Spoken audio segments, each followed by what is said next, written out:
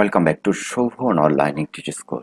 Sovan online English স্কুলের যে সকল শিক্ষক মহোদয় রয়েছেন, মূলত আজকে আমরা যে বিষয়টা নিয়ে আলোচনা করতে যাচ্ছি সেটি আপনাদের নৈপুণ্য অ্যাপের যে সমস্যাগুলো হচ্ছে সেগুলো নিয়ে একটু আলোচনা করব। আর নৈপুণ্য অ্যাপে অনেকে আপনারা মন্তব্য করেছেন অনেকগুলো বিষয় নিয়ে, সেগুলো নিয়ে যতটুকু পারি একটু আলোচনা করার চেষ্টা করব। আমরা এ পর্বে দ্বিতীয় পর্বের আলোচনা যে নৈপুণ্য অ্যাপের বিষয়টি রয়েছে সে বিষয়টি একটা আলোচনা করতে চাই। যে নৈপুণ্য অ্যাপের যে সমস্যাগুলো আপনাদের হচ্ছে, অলরেডি আপনারা অনেকেই টেক্সট করেছেন। আমার হচ্ছে এই শোভন অনলাইন ইংলিশ স্কুলের যে পেজটা রয়েছে এখানে আপনারা টেক্সট করেছেন, মন্তব্য করেছেন। আমার কাছে মনে হলো যে এতগুলো কমেন্টস এর উত্তর দেওয়া আসলে লিখে সম্ভব না বা সময় পাওয়া যাচ্ছে না। সেক্ষেত্রে আপনাদের জন্যই মূলত এই আলোচনাটা একটু রাখছি। আজকে মূল যে বিষয়টা আমরা করতে যাচ্ছি যে নৈপুণ্য অ্যাপটা কিন্তু প্রতিনিয়ত দেখবেন কাজ হচ্ছে। এখন কিন্তু সবাই কন্টিনিউয়াসলি কাজ করছে। এই ক্ষেত্রে ওনারা আজকে যে গাইডলাইন দিয়েছে আপনাকে সব সময় আপডেট করতে হবে। যখনই কাজ করবেন আপনাদের আপডেট করতে হবে। এটা সবসময় মাথায় রাখবেন যে আজকে কাজ করলেন বা কাজ করতে পারছেন না, একটু অপেক্ষা করেন। যদি আপনি একেবারেই কাজ করতে পারছেন না, অনেকের কথা ছিল যে স্যার আমরা তো SMS পাচ্ছি না, সেই ক্ষেত্রে আমাদের করণীয়টা কি, আমরা কি করব? এখন এখানে আসলে অপেক্ষা করা ছাড়া আর কিন্তু কিছুই নেই। আমার মনে হয় যে সিস্টেমটা যদি আরো ডেভেলপ করে বা পরিপূর্ণ ওয়েতে কাজ করে, আমার কাছে কেন যেন মনে হচ্ছে যে একটু সময় লাগবে। আমরা যে নির্দেশনাটা ছিল 4 তারিখের মধ্যেই শিক্ষার্থীদের তথ্য আপলোড করার, সেইটা কিন্তু আমরা হয়তো পারবো না। কারণটি হচ্ছে, খেয়াল করেন, আজকে কিন্তু আমরা এই মুহূর্তে যখন লাইভটি করছি তখন কিন্তু আপনাদের শেষ মুহূর্তে রয়েছে, ডেট প্রায় শেষের দিকে চলে আসছে আর কি। সেক্ষেত্রে অনেকেই এখনো অনেক প্রতিষ্ঠান রয়েছে আইডি পাসওয়ার্ড পায়নি এবং শিক্ষকদের অ্যাড করতে পারছে না, নানান রকম সমস্যা কিন্তু রয়েছে। তো সেক্ষেত্রে আমরা ধারণা করছি যে আমরা কোনোভাবেই 15 তারিখের আগে এই কাজগুলো সম্পূর্ণ করতে পারবো না। যারা টেনশন করছিলেন, যে আমি এর আগে একটা ভিডিও দিয়েছিলাম সেখানে কিন্তু আপনাদের বলেছিলাম যে 4 তারিখের মধ্যে সকল শিক্ষার্থীদের তথ্য আপনাদের আপলোড করতে হবে।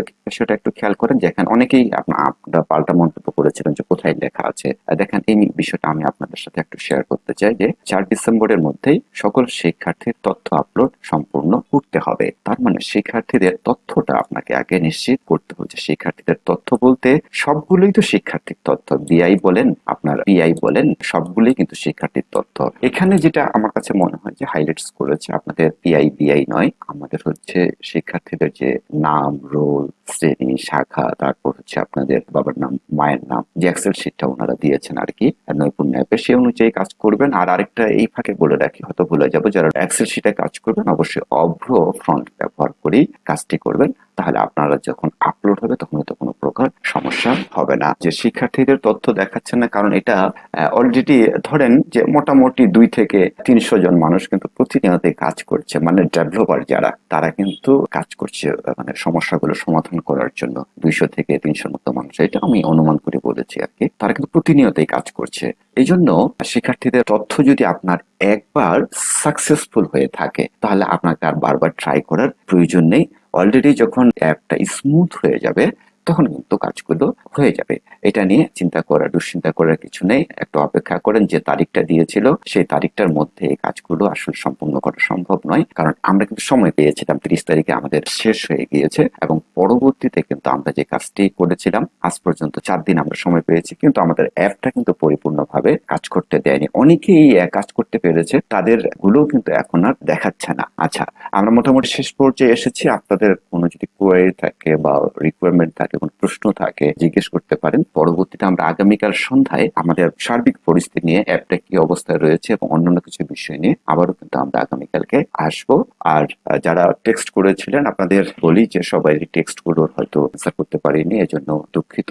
এই ভিডিওটা একটু দেখে নেবেন আর পারলে আপনাদের শেয়ার করে টাইমলাইনে রেখে দিবেন। তাহলে মুদ্রা যে বিষয়টা সেটি হচ্ছে 1 নম্বর, ট্রান্সক্রিপ্ট আপনাকে প্রস্তুত করতেই হবে। যেহেতু অ্যাপ কাজ করছে না এই মুহূর্তে, আমরা ট্রান্সক্রিপ্টের কাজগুলো কিন্তু সম্পূর্ণ করে ফেলি। ট্রান্সক্রিপ্টের মডেল আমি শুরুতে দেখিয়েছি, এটা হচ্ছে 1 নম্বর। দ্বিতীয় নম্বরে গেল যে নৈপুণ্যের জন্য যে শিক্ষার্থীদের তথ্য আপলোড, অনেকের দেখাচ্ছে, অনেকের SMS আসছে না, বিভিন্ন প্রকার সমস্যা রয়েছে। এটা নিয়ে বিভ্রান্তি বা ঘাবড়ানোর কোনো প্রয়োজন নেই, হতাশ হওয়ার প্রয়োজন নেই। মনে রাখবেন আপনাদের এই জিনিসগুলো নিয়ে কিন্তু খুব ভালো একটা সলিউশন আসবে। প্রত্যেকেরই সলিউশন না আসা পর্যন্ত কিন্তু আসলে রেজাল্ট ভালোভাবে হবেই না বা রিপোর্ট কার্ডটি তৈরি হবে না, সে বিষয়টা আপনারা মাথায় রাখবেন। আর অনেকেরই একটু বুঝতেও সমস্যা হচ্ছে যে এই যে কাজগুলো রয়েছে, দেখেন প্রথম পর্যায়ে, দ্বিতীয় পর্যায়ে এই যে কাজগুলো রয়েছে, এগুলো অনেকেরই বুঝতে সমস্যা হচ্ছে। আপনারা জানাচ্ছেন, আপনাদের কিন্তু অলরেডি ভিডিও দিয়েছে এই পিডিএফটাতে। খেয়াল করবেন, এই যে আমি আবার যদি লিঙ্কটা দেখাই আপনাদের, ওই ভিডিওটা যদি দেখেন আপনি, তাহলে কিন্তু আপনি সব সমাধান পেয়ে যাবেন।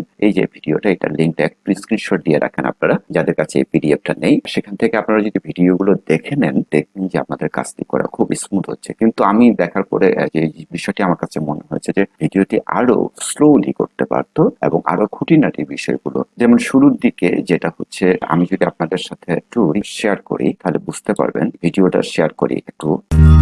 দেখুন, নৈপুণ্য অ্যাপের ব্যবহারের যে নির্দেশনা থেকে অ্যাপটি দেওয়া ছিল, প্রথমে গুগল প্লে স্টোর থেকে নৈপুণ্য অ্যাপটি ডাউনলোড করুন। এইভাবে কিভাবে আপনাদের হচ্ছে নৈপুণ্য অ্যাপটাকে ইনস্টল করতে হবে, আপনারা ঠিক এইভাবে গিয়ে অ্যাপটি কিন্তু ওপেন বারবার করে আইডি ও পিন নম্বর দিয়ে এটা লগইন হচ্ছে করুন। আইডি আপডেটও করে নিতে পারবেন। ঠিক আছে, আইডি পাসওয়ার্ড দিয়ে লগ ইন এই অবস্থায় প্রথম অনেকে পাতায় লগ ইন হচ্ছে, আপনি অনেকে আপনার ইনফরমেশন ইউজার দেখাচ্ছে প্রোফাইল না। সহ বিষয়সমূহ, এই যে শিক্ষার্থীদের তথ্য বিষয়গুলো রয়েছে, ও শিক্ষক এইগুলো তথ্য আরো অপশনগুলো দেখতে ক্লিয়ারলি পাবেন। করতে পারতো। এই এখন ভিডিওটা আমরা তো অনেকটা বিষয়সমূহ ঠিক হতে ছিল, ষষ্ঠ শ্রেণীর কিছু বিজ্ঞান কিছু বিষয় বিষয়। আরেকটি শিক্ষার্থীদের ভিডিও যেটা মূল্যায়ন রয়েছে করব। প্রতিষ্ঠান প্রধান, এ পর্যায়ে মূল্যায়নের জন্য একেবারেই দুটি অপশন ক্লিয়ার দেখা যাবে, ছিল না একটি বিষয়ভিত্তিক মূল্যায়ন, শিক্ষার্থীদের জন্য। অন্যটি আচরণগত সরি, মূল্যায়ন। আমাদের শিক্ষক মহোদয় বিষয়ভিত্তিক কিভাবে মূল্যায়নে কাজটি আমরা করবে। আরো এখানে তিনটি যে বিষয়টি আছে, দেখেন, আপনাদের টেনশন করার কিছু নাই। খেয়াল করেন, এখানে শিক্ষণকালীন মূল্যায়ন, আপনারা চাপ দিলেই পিআই গুলো বের হয়ে আসবে। অনেকে পিআই গুলো নিয়ে টেনশন করছেন, অনেকে ফোন করছেন যে কিভাবে পিআই গুলোকে আমরা এক জায়গায় সিরিয়াল করতে পারি। অনেকের দিয়ে একটা মিসিং হতেই পারে, সবারই তো জানার পরিধি একই নয়, এটা স্বাভাবিক বিষয়। সেক্ষেত্রে এখানে যে পিআই গুলো রয়েছে সেই অনুযায়ী কিন্তু আপনি বিষয়গুলো ইনপুট দিয়ে দিবেন। এবং শিক্ষণকালীন হচ্ছে এটা বার্ষিকের পরেরটা ধরবেন, আর ষান্মাসিক যে সামষ্টিক মূল্যায়ন রয়েছে সেটা হচ্ছে আপনার বার্ষিকের আগে যে গড় করেছিলাম আমরা ট্রান্সক্রিপ্ট, সেই ট্রান্সক্রিপ্ট নিয়ে নেবেন। এবং এই যে আমরা বার্ষিক সামষ্টিক মূল্যায়ন করলাম, সেটা আপনারা এখান থেকে নিয়ে নিতে পারবেন।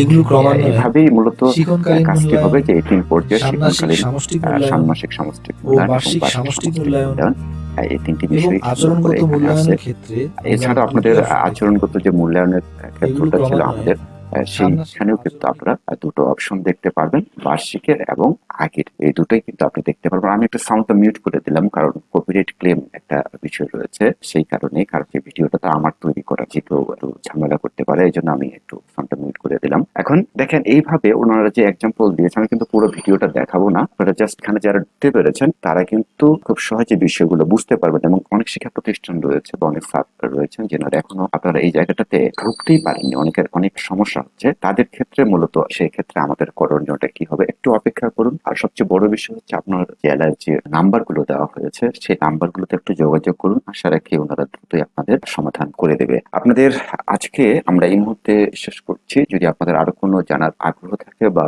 কোনো কিছু গ্যাপ পড়ে যায় মনে করছেন, সে বিষয়টি নিয়ে আগামী দিন সন্ধ্যায় আবারও আমরা আলোচনা করব। আশা রাখি আমাদের এই আলোচনা থেকে আপনাদের কিছুটা হলেও উপকৃত হয়েছেন, যে আপনাদের মধ্যে টেনশন গুলো কাজ করতো, আর যে বিভিন্ন রকম ব্যস্ততা রয়েছে, বিভিন্ন বিষয় নিয়ে আলোচনা করার চেষ্টা করেছি। সর্বোপরি যেটা বলেছি, অনেকে আপনারা বলছিলেন যে শিক্ষকদের এত ব্যস্ততা নেই, কোনো প্রকার আরামে এসে চাকরি করবে। এখন নতুন কারিকুলামে যেভাবে কাজের প্রেশার শিক্ষকদের উপর এসেছে, যারা চাকরি করছে তারাই দিতে পারবে। এবং পারলে আপনারাও তাদেরকে একটু রিপ্লে করবেন, কিছু কিছু সেক্টরে প্রয়োজন আছে। কারণ একেবারেই একতরফা ভাবে কেউ কেউ বলে যাবে নতুন কারিকুলামের বিরুদ্ধে। আমরা যারা শিক্ষক, আমরা যারা কাজ করছি নতুন কারিকুলাম, তো আমরা বুঝছি যে কিভাবে তার কাজগুলো চলছে, কিভাবে কি করছে, কিভাবে শিখুন লার্নিং সার্কেল কাজ করছে, তারপর সাবজেক্ট কনসেপচুয়ালাইজেশন বিষয়গুলো কাজ করছে, শিক্ষার্থীদের আমরা কিভাবে গড়ে তুলছি, এই বিষয়গুলো কিন্তু সবারই অজানাই রয়েছে। আর এই জন্যই এই বিষয়গুলো নিয়ে একটু বেশি ট্রলের সম্মুখীন হচ্ছে আমরা। তা মোটামুটি আমি যেটা মনে করি, যে আমরা যদি সবাই মিলে এই কাজটি করতে পারি, তাহলে আমাদের কাজটি অনেক বেশি সফল এবং সাকসেসফুল হবে। তো আপনারা সবাই ভালো থাকবেন, সুস্থ থাকবেন। পারতপক্ষে সবাইকে বোঝানোর চেষ্টা করবে যে নতুন কারিকুলাম আমাদের কিভাবে কাজ করছে। তারপরে পর্যায়ক্রমে সবগুলো বিষয় নিয়ে আপনাদের সাথে আলোচনা করবো। বিশেষ করে আমাদের 9 তারিখ থেকে যে ট্রেনিং রয়েছে, ট্রেনিং এর আগে বিষয়ে আপনাদের সাথে শেয়ার করবো, যাতে ট্রেনিংটা করতে আপনাদের একটু সুবিধা হয়। অবশ্যই শোভন অনলাইন একটি স্কুলের সাথে থাকবেন। শুভরাত্রি। আসসালামু আলাইকুম।